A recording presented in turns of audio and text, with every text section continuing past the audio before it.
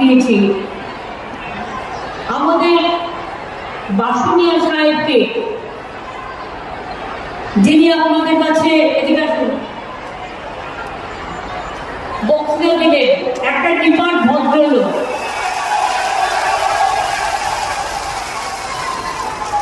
আর BJP প্রার্থী দিয়েছে তাকে দানব দস্যু। কত কেস আছে তার বিরুদ্ধে?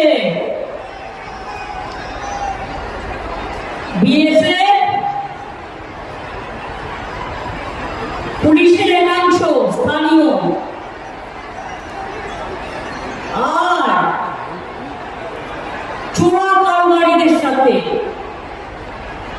সম্পর্ক